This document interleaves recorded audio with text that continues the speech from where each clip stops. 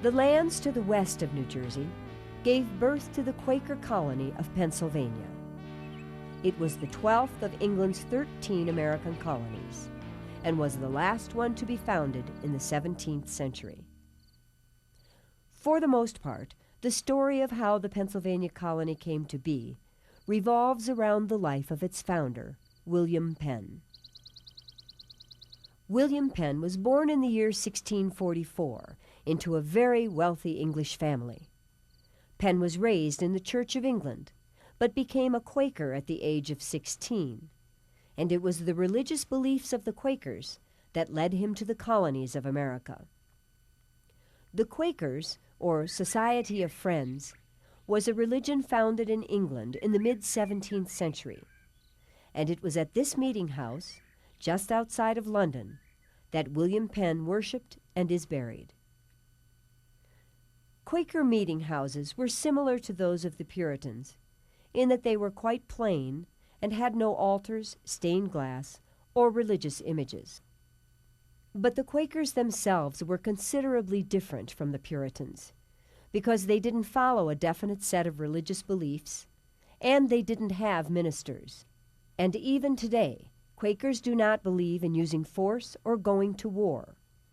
Because they are pacifists, they refuse to perform in military combat. Back in Penn's time, they also refused to bow and take their hats off to higher-ups, as was the English custom of the day. And they would not pay taxes that went to support the Church of England. So it is no surprise that their religious beliefs often got them locked up in jail. In the 1670s, Quakers began immigrating to America to find religious freedom. Some established meeting houses, especially in the Jersey colonies and in Rhode Island. But William Penn wanted to start a new colony of his own, where people of all faiths could come and freely practice their religions. It was because William Penn's father had once loaned King Charles II a large sum of money that the colony of Pennsylvania came to be born. For to repay the debt, William Penn received a grant from the king in 1681 for a huge area of land that the king had already given to his brother, the Duke of York. It lay between the colonies of Maryland, West Jersey, and New York, and was as large as England itself. Because the new colony's land was covered with dense forests, Penn named it Pennsylvania, a word which means Penn's Woods. William Penn thought of Pennsylvania as what he called a holy experiment, a place where Quaker ideals of tolerance and equality could be put into practice. Penn had a magnificent vision for his colony, which he spelled out in The Frame of Government of the Province of Pennsylvania in America.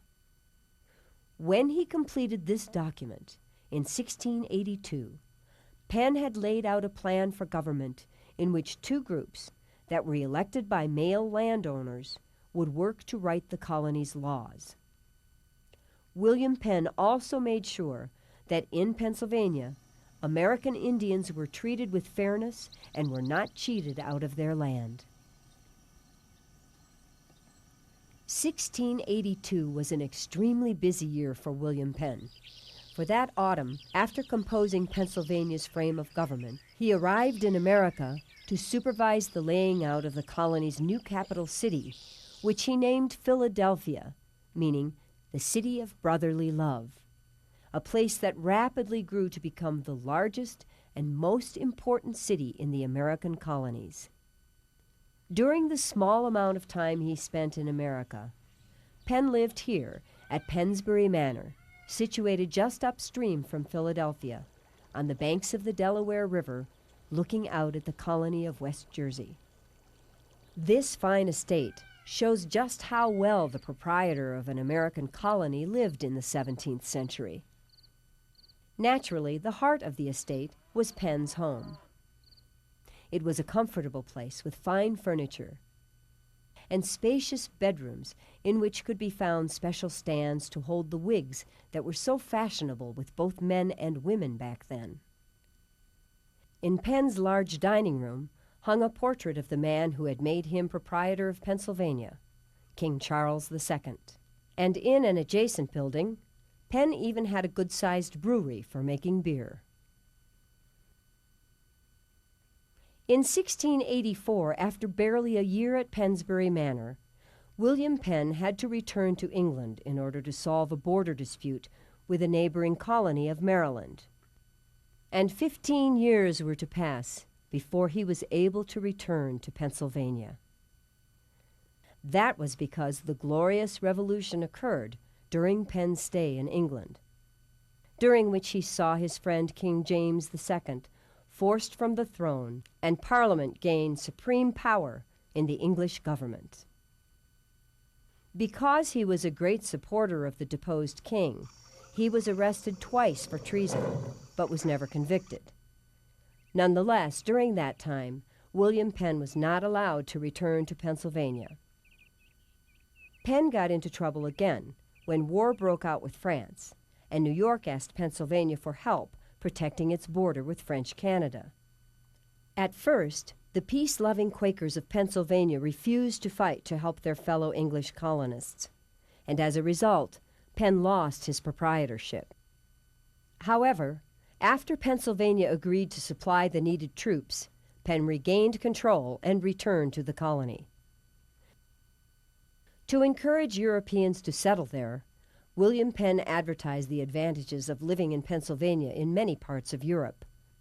The great religious freedom he offered immediately attracted people from a variety of Protestant religious sects. These hard-working immigrants helped to turn Pennsylvania into a very prosperous colony.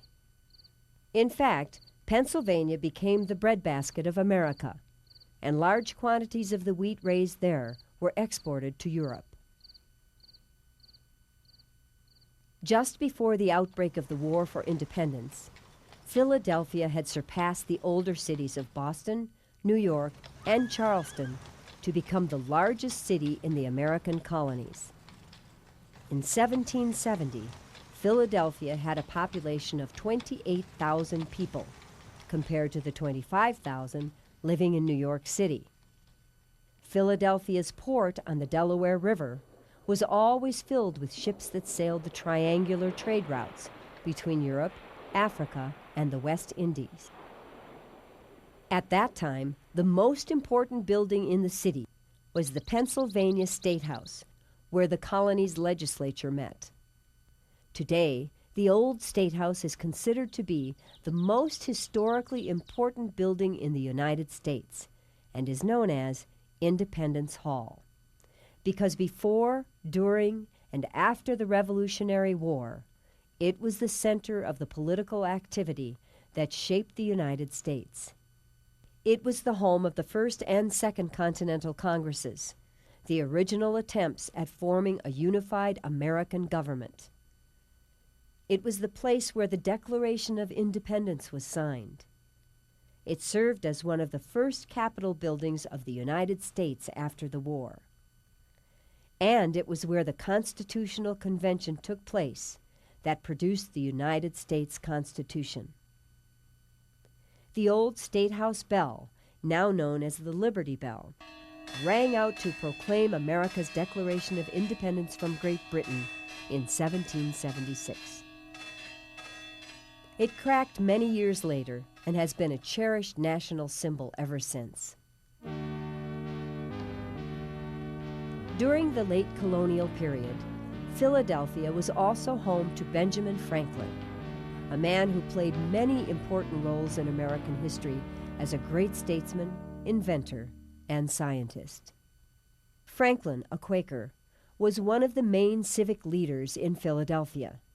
In fact, he served as its deputy postmaster, helped found its public library, its first militia, a hospital, an insurance company, and the American Philosophical Society, housed in the building seen here, a group that worked to promote the study of science in the United States.